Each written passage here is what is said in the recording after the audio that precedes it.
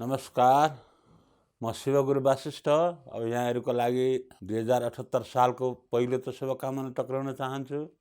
सम्पूर्ण हामी मानव जाति सम्पूर्ण प्राणीहरूको लागि यो 2078 सालले सुख शान्ति समृद्धि ल्याओस्, सबैमा सुस्वास्थ्य सुदीर्घायु हर्ष विजय उत्तर प्रगतिको कामनाका साथ यहाँहरूलाई नयाँ वर्षको शुभकामना टक्राउन चाहन्छु।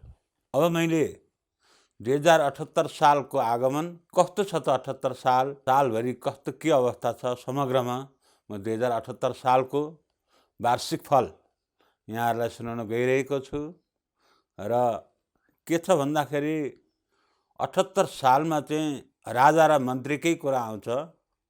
देशको सार्वभौम सत्ता सम्पन्न विभिन्न जिम्मेवारी लिएका राजा मन्त्रीकै हुन्छ र यो हाम्रो धार्मिक क्षेत्रमा पनि राजा र मन्त्रीको ठुलो महत्त्व हुने भएको हुनाले 2078 साल राजा पनि मङ्गल पर्न गएको छ र मन्त्री पनि मङ्गलै पर्न गएको छ भन्नाले राजा र मन्त्रीको दुईटैको मत एउटै अवस्थाको देखिएको छ। यो पनि शक्ति सन्तुलन नभएको अवस्था मानिन्छ, किनभनेदेखि एउटै विचार हुने बित्तिकै शक्ति सन्तुलन भएन र यसले गर्दाखेरि गलत निर्णयहरू पनि हुन सक्छ। र यो 2078 साल संवत्सर पनि त्यस्तै छ, राक्षस नाम गरेको संवत्सर सुन्दैखेरि पनि हामीलाई अलिकति कस्तो लाग्न सक्छ, किनभनेदेखि यो 78 साल तपाईँको राक्षस नाम गरेको संवत्सर भएको हुनाले त्यति राम्रो अनुकूल नहोला।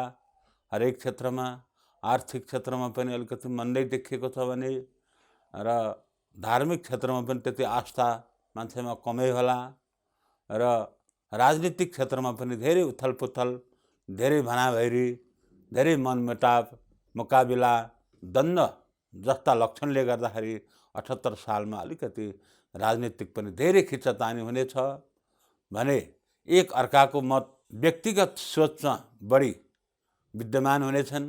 सामाजिक सोच सत्मार्गहरू धेरै कम भएर गएको छ र विभिन्न मान्छेमा आफन्तमा भाइचारा सम्बन्धहरू अलिकति घटेको छ एक अर्कामा र दाजुभाइ साथीभाइको पनि एक अर्कामा मनमुटावले गर्दाखेरि 2078 साल त्यति हामीले सोचेको जस्तो अलि देखिएको छैन विभिन्न कारणले।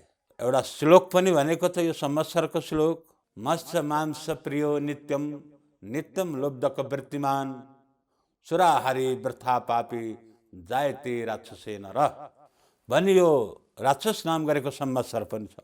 मत्स्य मांस प्रियो नित्यम, नित्यम भने माछा र मासुको एकदम प्रिय भोजन मान्ने र सधैँ नित्यम लुब्धक वृत्तिमान एकदम लोभी भएर वृत्ति चलाउन खोज्ने र जुन मनमा हृदयमा जुन हुनुपर्ने गुण चाहिँ केही पनि नभएको तर मान इज्जत प्रतिष्ठा पनि खोज्ने र मान नपाएर समाजमा एउटा कोलाहल किसिमको एउटा वातावरण पनि सिर्जना गर्ने उच्च व्यक्तिहरू नै यस्ता भएर निस्किनेछन्।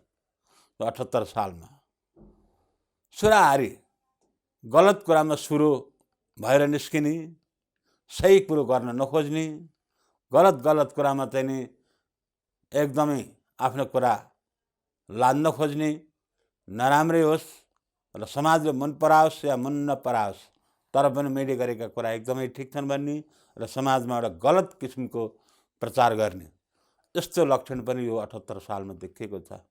व्यर्था पापी जायते राक्षसी नर भनेको छ, त्यसै पाप कर्ममा रहे। व्यर्था पापी भनेको अनावश्यक पाप गर्ने, व्यर्थमा पाप गर्ने, अनावश्यक पाप गर्ने र हरेक मानिसमा चाहिँ नि राक्षस भनेको गलत असरका लक्षणहरू जानेछन्। यसले गर्दाखेरि अलिकति 78 सालमा केही कमजोर पनि भएको छ र विभिन्न किसिमका चाहिँ नि वर्षातहरूले गर्दाखेरि पनि धेरै गाह्रो बाढी पहिरो पनि अलिकति बढी नै देखिएको छ। त्यसबाट पनि हामी जोगिनुपर्छ, किनभने यो असार उत्तरायण दक्षिणायन लागेपछि जेठ असारबाटै वर्षातको ठुलो प्रभाव पनि देखिएको छ र अन्न बालीहरू पनि सोचिया जस्तो अलि नफल्दैलान् र केही महामारीका सङ्केतहरू पनि देखिएका छन्। दैवित्र महामारी पनि सङ्केत आउन सक्छन्, त्यसमा पनि हामी सजग हुनुपर्ने अवस्था देखिएको छ। र हरेक मान्छेमा दया, प्रेम, सद्भाव जस्ता कुराहरू केही हराएर गएको अवस्था पनि छ। सत्मार्गहरू हराएर गएको छ। आफन्त इष्टमित्र मै बढी लुब्ध भएर बस्ने, व्यक्तिवादी, म खुसी हुँ, म मात्रै राम्रो हुँ, मैले खानुपर्छ, मै ठुलो हुँ भन्ने किसिमको एउटा घमण्ड पनि यो 78 सालमा हरेक मानवको चेतनामा जगडिएर बसेको छ। त्योभन्दा पनि उच्च वर्गमा धेरै जगडिएको छ यस्ता गलत तत्त्वहरू। निम्न वर्ग, मध्यम वर्गीयहरूमा पनि यस्ता गलत तत्त्वहरूले गर्दाखेरि यो 78 साल अलिकति हामी हरेक कुरामा जोगिनुपर्ने छ, सजग हुनुपर्ने छ। अरू संवत्सर र अरू वर्षभन्दा पनि यो विक्रमादित्य 2078 साल चाहिँ के कस्तो कस्तो कमजोर देखाइरहेको छ। संवत्सर पनि अलिकति बिग्रेको छ। राजा र मन्त्रीहरू पनि मङ्गल बसेका छन्। गलत निर्णय गरेर कहाँले खुसी गर्दा नि कुरा बुझ्ने, मन्त्रीले भने राजा पनि तुरुन्तै मान्ने, राजाले भने पनि मन्त्री मानिहाल्ने, सही गलत के हो त्यो पनि नछुट्याउने, यो अवस्थाले गर्दाखेरि जनतामा निराशा पैदा हुने अवस्था पनि देखिएको छ। प्रगति उन्नतिका लक्षणहरू भन्दा पनि एक अर्कामा द्वन्द्व र कसरी हुन्छ एक अर्कालाई फसाउने अवस्था, जसरी भए पनि यो अवस्था सिर्जना भएको छ। गलत किसिमको भाइरस दिमागमा हरेक मान्छेमा गएको अवस्था भएको हुनाले धार्मिक अनुष्ठान, धार्मिक सत्सङ्ग, प्रचार प्रसारको बढी आवश्यकता पनि देखिएको छ। धर्म रक्षित रक्षतः भनेको छ। धर्मलाई रक्षा गर्नुपर्ने अवस्था यो 2078 सालमा आएको छ। किनभने हामीले धर्मलाई रक्षा गर्यौँ भने धर्मले हामीलाई रक्षा गर्छ। त्यस हुनाले अलिकति मानिसमा गएको सोच पनि परिवर्तन गराउने भएको हुनाले धार्मिक अनुष्ठानहरू, यज्ञ गादीहरू, पूजा अर्चनाहरू, ध्यान दर्शनहरू जस्ता कुराहरूले गर्दाखेरि त्यो गलत तत्त्व जुन हाम्रो मस्तिष्कमा आएको छ त्यो तत्त्व हट्नुपर्ने अवस्था सम्पूर्ण मानव जातिहरूको लागि देखिएको छ। र यसले गर्दाखेरि अब राजनीतिमा पनि केही उथल पुथलका सम्भावना पनि देखिएका छन्। राज्य मन्त्री फेरिनु भन्दा पनि व्यवस्थै फेरिन सक्ने हो कि भन्ने सम्भावनाहरू पनि देखिएको छ। त्यस हुनाले अलिकति हामी धैर्यता र के सत्य हो, सत्यको बाटोमा सम्पूर्ण मान्छेमा आफैले सोच्नुपर्ने अवस्था आएको छ। र समाज बाहिर हेर्दाखेरि हामी जुन सत्य हामी भेट्दैनौँ, असत्य काम एकदम दौडिराखेका हुन्छन्।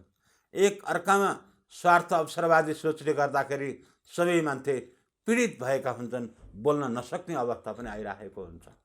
78 सालमा भनेकै छ संवत्सरको फलले पनि त्यही बताइरहेको छ।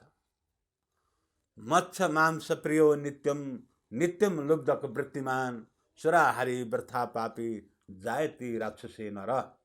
माछा मासुको एकदम प्रिय भोजन रुचाउने, सधैँ लोभी हुने र अलिकति ढाँडछल गरेको धनबाट वृत्ति सञ्चालन गर्ने, वृत्ति भनेको आफ्नो जीविकोपार्जन गर्ने र त्यही गलत काम गरिराखेको छ। ती माथि पनि उसलाई मान इज्जत प्रतिष्ठाहरू पनि खोज्ने, त्यसले गर्दाखेरि पनि एकदमै गलत तत्त्वहरू घुसेको अवस्था हुन्छ। अनावश्यक सुरु हुने, जसलाई पाए उसलाई जे मन लाग्यो त्यही बोलिदिने र वृथा पापी त्यसै पाप गर्दै जाने, यस्ता किसिमको राक्षसीपन भएका मानिसहरू 78 सालमा हुने भएको हुनाले सबैजना सजग सत्मार्गतिर हामी जानुपर्ने अवस्था आएको छ। हामी सफल बन्नुपर्ने अवस्था आएको छ। र आर्थिक क्षेत्रमा त केही न केही कमजोर त छँदैछ। मानवीय गुणमा पनि कमजोर आउने भएको हुनाले के सत्य, को सही, को गलत छुट्याउन पनि सम्पूर्ण मानव जातिलाई गाह्रो पर्ने भएको अवस्था छ। सबैले अवसरवादी र व्यक्तिवादी सोचले गर्दाखेरि 78 सालमा हामीले सजग अपनाउनु पर्ने अवस्था देखिएको छ भन्दै मैले यहाँहरूलाई 2078 सालको यो सानो वार्षिक फल सुनाएको छु। र यहाँले हेरिदिएर आफू जोगिनलाई, आफ्नो मन मस्तिष्कलाई अलिकति राम्रो सफा गर्नु होला भन्दै बिदा हुन चाहन्छु। हवस् त, नमस्कार।